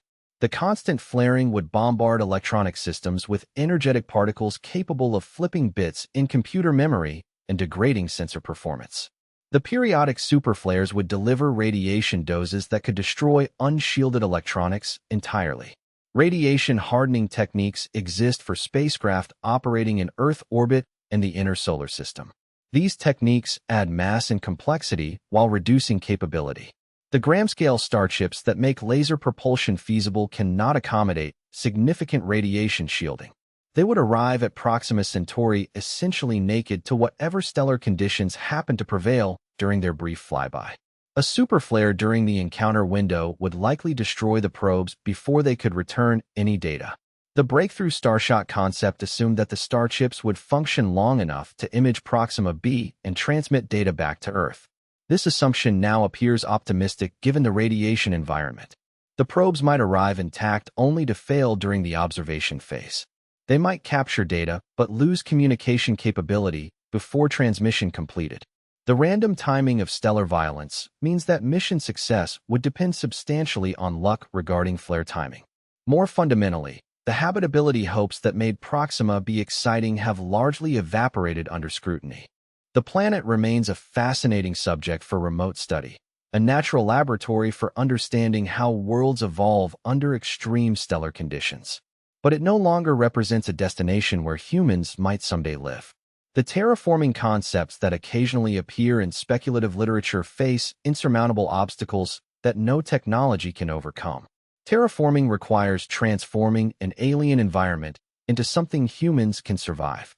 The classic vision involves releasing greenhouse gases to warm a cold world, introducing photosynthetic organisms to generate oxygen, and waiting centuries or millennia for the planetary transformation to complete. Mars represents the most commonly discussed terraforming target, a world that might be warmed and oxygenated through sustained technological intervention. You cannot terraform a world when the star illuminating it randomly delivers sterilizing radiation. Any organisms introduced to begin biological transformation would face the same radiation challenges that prevent indigenous life from evolving. Photosynthetic bacteria spreading across a planetary surface would be periodically killed back by superflare events. The terraforming process would restart from near zero after each major flare, never accumulating the biological changes needed to transform atmospheric composition. You cannot establish agriculture under skies that periodically flash with lethal ultraviolet intensity. Crops require sunlight to grow. On Proxima B, that sunlight arrives contaminated with radiation bursts that would damage plant DNA and kill exposed organisms. Greenhouse structures might protect crops from daily ultraviolet exposure, but superflares would deliver radiation doses capable of penetrating reasonable shielding. Agricultural systems would face random destruction events that no planting schedule could anticipate. You cannot build a civilization where the foundation keeps being swept away by stellar violence. Civilizations require accumulated infrastructure, knowledge, and population that compound over generations. Each superflare would set back any colonial effort, destroying exposed equipment and killing unprotected personnel. The random timing means that disasters would strike without warning, preventing the accumulation of capability that defines civilizational progress. Some advocates for red dwarf habitability have proposed technological solutions that might address specific aspects of the hostile environment. Each proposal represents serious engineering thinking about how advanced civilizations might cope with challenging conditions.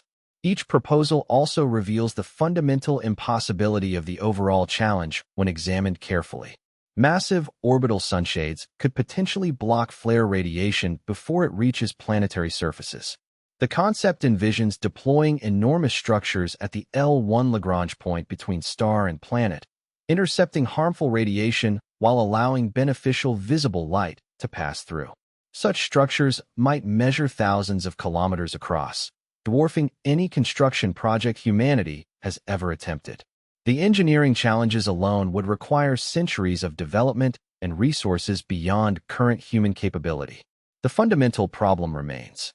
Sunshades can block radiation arriving from the direction they face. They cannot block radiation arriving from unexpected directions during complex flare geometries when the stellar surface erupts asymmetrically. Flares do not always emerge from the stellar disk center as seen from a planet. They can occur anywhere on the visible hemisphere, releasing radiation at angles that might bypass a shade designed to block radiation from the stellar center. A shade large enough to block radiation from all possible flare locations would need to subtend an enormous solid angle as seen from the planet, approaching the scale of completely enclosing the world in a shell.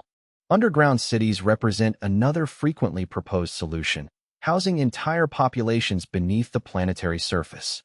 This concept extends the shelter approach to its logical extreme, envisioning excavated cavern systems where humans could live indefinitely without any exposure to stellar radiation. Such cities might feature artificial lighting, hydroponic agriculture, and recycled atmospheres, creating self-contained biospheres entirely independent of surface conditions. Underground habitation technically solves the radiation problem for people who never venture above ground. But this solution transforms colonization into something unrecognizable from the dreams that inspired it. Residents would never see the alien sky. They would never walk beneath the red sun. They would never experience the world except through remote sensors and armored windows. And any surface activity, any mining operation, any construction project, any scientific expedition would become a gamble against random lethal events. Surface excursions could be scheduled during apparently calm periods, but the lack of warning before flares means that any excursion might coincide with a superflare. Personnel on the surface when such an event occurred would receive lethal radiation doses within seconds, faster than any evacuation could proceed. Over time, surface operations would accumulate casualties at rates that might make the colony unsustainable. Artificial magnetic fields generated by orbital infrastructure might deflect charged particles from coronal mass ejections. Earth's natural magnetosphere provides this protection, deflecting solar wind particles around the planet and channeling them toward the polar regions where they produce auroras rather than surface radiation. Perhaps artificial systems could provide similar protection for a world lacking natural magnetic fields. The engineering requirements for artificial magnetospheres exceed any technology currently envisioned. Generating magnetic fields strong enough to deflect stellar wind particles across planetary distances would require superconducting coils of enormous scale operating continuously for the lifetime of the colony. Power generation and maintenance for such systems would themselves require extensive surface infrastructure exposed to the very radiation the system was designed to prevent. More fundamentally, artificial magnetospheres require continuous operation. They cannot fail during the worst events when they are needed most. Yet the worst events deliver the most intense electromagnetic pulses and charged particle bombardments, precisely the conditions most likely to damage complex technological systems. A magnetosphere generator that failed during a superflare would leave the planet unprotected at the moment protection mattered most. This brings us back to the real danger that underlies every proposed solution. The engineering challenges multiply beyond solution when confronting chaotic threats. Systems designed to handle predictable maximum loads can be built with appropriate safety margins. Engineers routinely design bridges to handle loads several times their expected maximum, buildings to withstand earthquakes stronger than historically recorded, and aircraft to survive stresses beyond normal flight envelopes. Systems that must handle unpredictable maximum loads face the logically impossible task of preparing for unknowable worst cases. What safety margin protects against a flare 10 times more powerful than any previously observed? What shielding survives radiation doses that exceed anything in the measurement record? What backup system activates fast enough when the first warning of an event is the event itself? Proxima Centauri's flare activity includes events that exceed typical flares by factors of hundreds. The May 2019 megaflare released energy approximately 100 times greater than average flares from this star. But nothing in physics prevents even larger events. The May 2019 megaflare was not the theoretical maximum. It was merely the largest event observed during a particular monitoring campaign. Larger events almost certainly occur on longer timescales that our brief observational baseline has not sampled.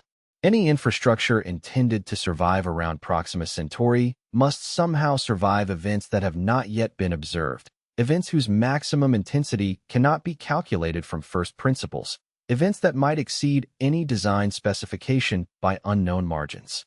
This is not engineering. This is gambling against unknown odds with civilization-level stakes. Human technology has solved remarkable problems by applying sufficient resources and ingenuity.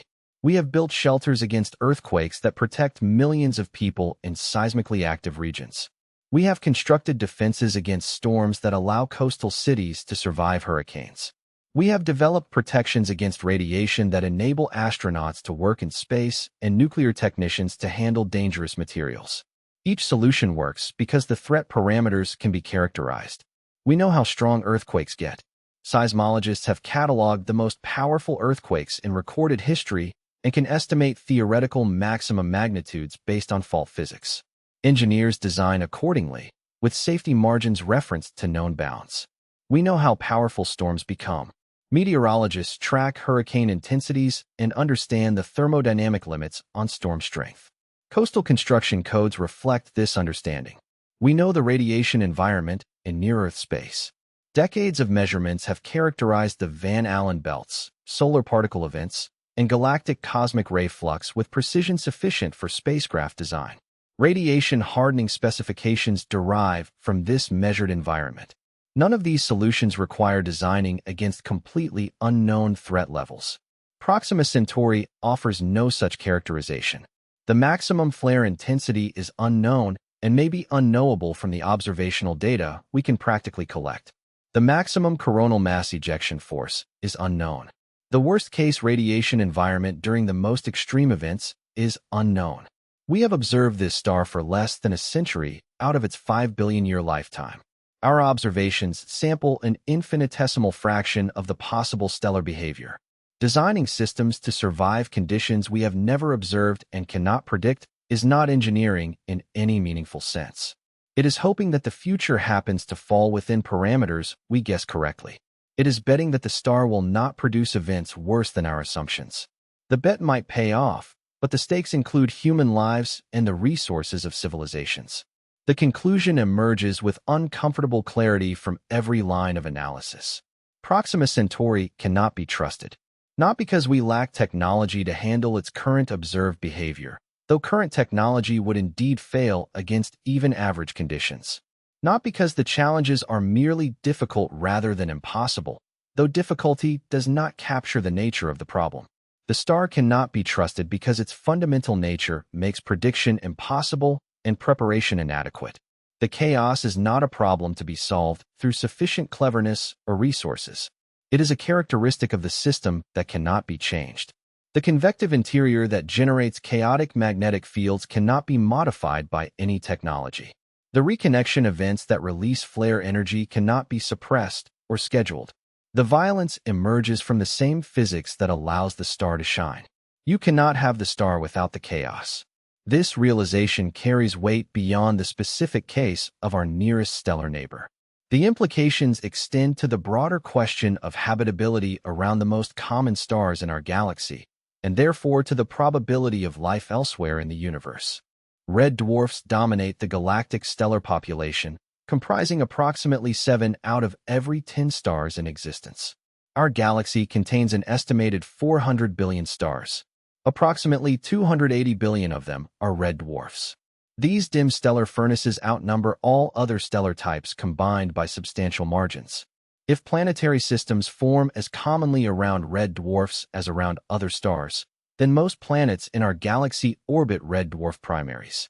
If fully convective red dwarfs generally exhibit unpredictable flaring behavior similar to Proxima Centauri, then most stars in the Milky Way present similar barriers to habitability. The habitable zones around these dim stars lie close enough to the stellar surface that any planets within them experience intense radiation during flare events. The violence that makes Proxima Centauri hostile would make most red dwarf systems equally hostile. The search for habitable exoplanets has increasingly focused on planets orbiting in the habitable zones of red dwarf stars. This focus reflects observational bias rather than theoretical preference for these systems. A planet transiting a small star blocks a larger fraction of stellar light, making detection easier. Radial velocity signals are stronger for planets orbiting close to low-mass stars, improving measurement precision. The techniques astronomers use to find planets work better around small stars. This observational bias has filled our exoplanet catalogs with red dwarf planets, while larger stars with more distant habitable zones remain harder to survey. The TRAPPIST-1 system, with its 7 Earth-sized planets, orbits an ultra-cool red dwarf. The Kepler mission discovered thousands of planet candidates around red dwarf hosts. The narrative of exoplanet science has increasingly emphasized red dwarf systems because that is where the data concentrate. Proxima Centauri B may be typical of red dwarf habitable zone planets rather than exceptional. A world technically capable of supporting liquid water based on orbital distance and stellar luminosity calculations. A world orbiting in a kill zone where stellar activity makes surface habitability implausible regardless of other planetary characteristics. A world that appears promising in press releases but proves hostile under detailed examination. If this pattern holds generally across the red dwarf population, then the thousands of potentially habitable planets identified around these stars may represent thousands of false hopes rather than thousands of potential homes. The exoplanet catalogs might be systematically misleading about where life could actually survive. The most easily detected planets might be the least actually habitable.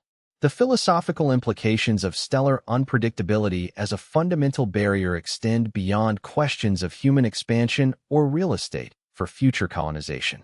If chaotic stellar behavior limits habitability around most stars, this affects calculations about the probability of life arising elsewhere in our galaxy.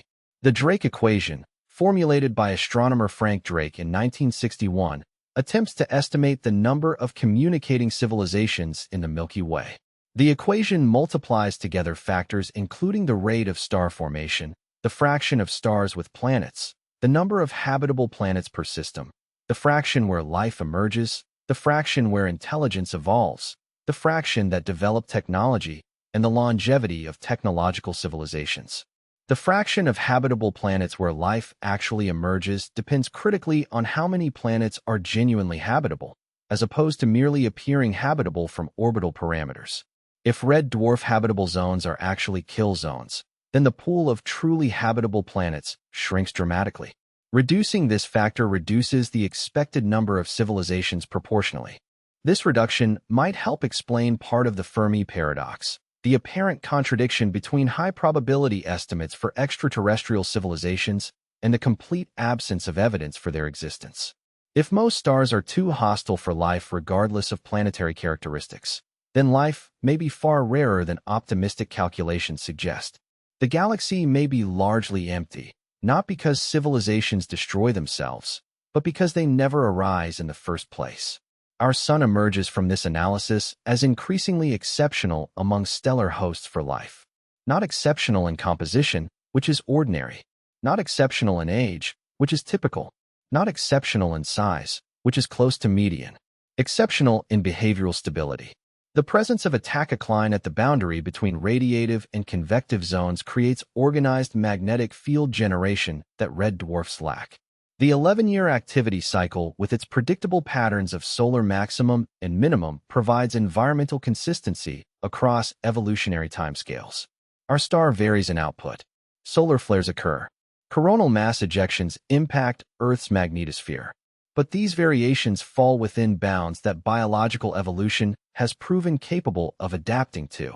The worst solar events in recorded history cause technological disruption, but not mass extinction. The worst solar events in geological history correlate with no identified biological catastrophe. Our star is violent by human standards, but gentle by cosmic standards. This perspective inverts common astronomical assumptions about where to search for life. Red dwarf planets are not our best candidates for finding inhabited worlds despite their abundance and detectability. They may instead be our best candidates for finding worlds where life failed to establish itself or was periodically wiped out before complexity could emerge. The dim, long-lived red dwarfs that seem promising because they provide billions of years for evolution to operate may actually provide billions of years of bombardment that prevents complex life from ever emerging. Standing on Earth and looking toward the constellation Centaurus on a clear night, observers in the southern hemisphere can locate Alpha Centauri as one of the brightest stars in the sky. Proxima Centauri itself remains invisible to naked eye observation, too dim to register against the stellar background despite being closer than any other star. The violence that makes this star dangerous is invisible from 4 light-years away.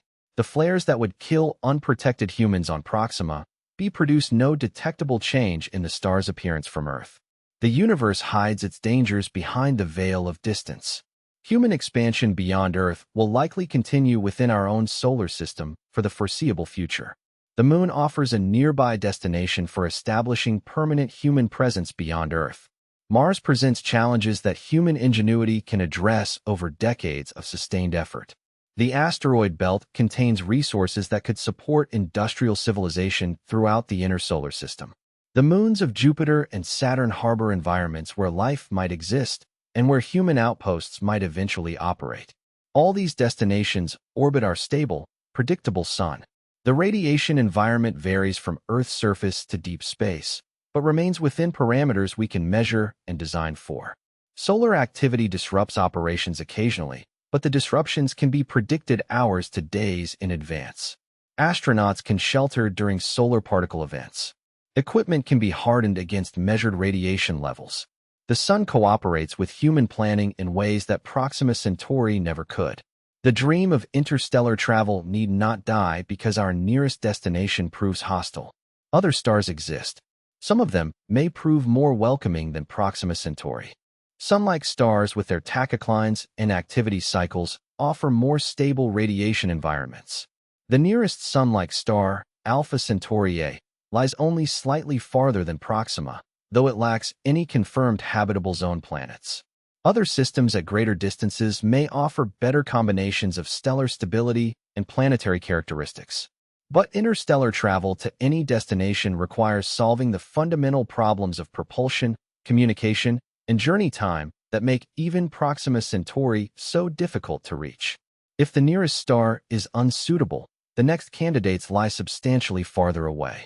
Each additional light year of distance multiplies the challenges of any interstellar mission. The stars that might offer habitable destinations may lie so far away that reaching them exceeds any conceivable human capability. Perhaps future technologies will overcome barriers that seem insurmountable today. Perhaps some form of propulsion not yet imagined will make interstellar distances trivial to cross. Perhaps some form of protection against unpredictable stellar violence will emerge from physics we do not yet understand. Perhaps life adapts to chaotic radiation environments in ways our biology-bound imaginations cannot conceive. Uncertainty should counsel humility about declaring any destination permanently inaccessible. But uncertainty also counsels realism about the nature of the challenges involved. Unpredictability is not merely a harder form of predictability that yields to sufficient effort. It is a different category of problem entirely. No amount of engineering makes random events predictable. No safety margin protects against threats whose maximum intensity is unknown. Building systems to survive unknown threats is fundamentally different from building systems to survive difficult but characterized threats. The distinction matters for how we allocate resources and attention in the search for habitable worlds. Proxima Centauri will continue burning for trillions of years. Long after our sun has exhausted its hydrogen fuel and expanded into a red giant, consuming Mercury and Venus and possibly Earth, the small red star will still shine. Long after our sun has shed its outer layers and collapsed into a white dwarf, cooling slowly toward darkness, Proxima will continue its nuclear fires. The small red star will outlive nearly every larger star currently shining in our galaxy. Its planetary system, whatever final form it takes, will orbit through cosmic epochs we can barely imagine. Proxima B will continue its endless 11-day circuits around its chaotic primary. The terminator zone will continue dividing eternal day from eternal night. The atmosphere, if any remains, will continue its chemical chaos in response to varying ultraviolet flux. Throughout all those countless trillions of years, through eras so distant that our current universe will be unrecognizable, the star will continue its chaotic flaring. Its random violence will persist. Its unpredictable bombardment will continue striking anything close enough to feel its influence. The temporal chaos will never calm. The patterns that do not exist will never emerge. The peace that never comes will never come. The closest star to our sun cannot be trusted. This conclusion rests not on failures in human technology that future advances might overcome, not on limitations in current scientific understanding that future discoveries might transcend, not on lack of will or resources that future civilizations might provide. The star cannot be trusted because trust requires predictability, and predictability requires patterns, and patterns do not exist in chaotic systems. Stellar unpredictability rooted in the physics of fully convective interiors creates violence without pattern, danger without warning, threats without known limits. The temporal chaos is not a phase that will pass. The spatial proximity that makes Proxima seem accessible places its planets in permanent danger. The characteristics that define this star as hostile arise from the same processes that allow it to shine at all. The chaos is the star. The star is the chaos. We look toward the stars hoping to find new homes, new frontiers, new possibilities for human existence beyond our origin world. Every child who gazes at the night sky and wonders what lies out there inherits a dream as old as consciousness itself. The urge to explore, to discover, to expand beyond current horizons finds something essential about human nature. The stars call to us across the void. Proxima Centauri answers that call with a warning. The universe is not arranged for human convenience.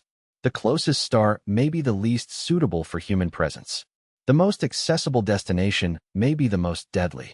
The cosmic gift of a nearby stellar neighbor may actually be a cosmic lesson that some neighbors are best observed from a safe distance. The welcome mat conceals a trap that never stops resetting itself. Our place in the universe appears more precious for this understanding. Earth orbits a star that provides stable, predictable energy across timescales sufficient for biological evolution and technological civilization. For billion years of relative stellar calm allowed life to emerge from chemistry, complexity to emerge from simplicity, and intelligence to emerge from instinct. This stability may be rarer than astronomical surveys suggest. We may have already won a cosmic lottery simply by existing here around this star. In this moment of cosmic history, the search for other winning tickets continues. Other stars await investigation. Other planets may prove more welcoming. The universe is vast enough to contain multitudes of possibility despite the hostility of our nearest neighbor. Hope is not forbidden merely because our first choice proved unsuitable. But Proxima Centauri has been revealed as a losing number despite appearances that once suggested otherwise. The terrifying truth about our closest star is not simply that it is violent. Many stars are violent at various times and in various ways. The terrifying truth is that its violence follows no rules, obeys no schedule, permits no preparation. In a universe largely governed by physical laws that allow prediction and planning, our nearest stellar neighbor represents chaos incarnate. A star that operates beyond the boundaries of predictability. A stellar furnace that burns by rules we can measure but cannot use to forecast its next assault. For 0.24 light-years away, humanity's closest stellar neighbor continues its eternal tantrum. The convective churning that has persisted for nearly 5 billion years will persist for trillions more. The magnetic tangles will keep forming and reconnecting. The flares will keep erupting without warning. The radiation will keep bombarding anything close enough to receive it. The star will still be flaring when our sun dies. It will still be violent when the last galaxies fade into the cosmic darkness of maximum entropy. And it will still stand as a warning to any intelligence anywhere in the universe that develops the capability to contemplate interstellar travel. Some destinations, no matter how tantalizingly close, remain beyond safe reach. Some stars, no matter how carefully studied, cannot be trusted with life in their vicinity. Our nearest stellar neighbor taught us this truth through decades of patient observation. The lesson arrived before we could make the mistake of departing. Close your eyes now. Let this knowledge settle. You are safe here, orbiting a star that knows peace. The universe may hide dangers in its nearest corners, but tonight you rest under skies warmed by a stable sun. The stars still call to us, but some stars, we now understand, are calling us to stay away. Good night.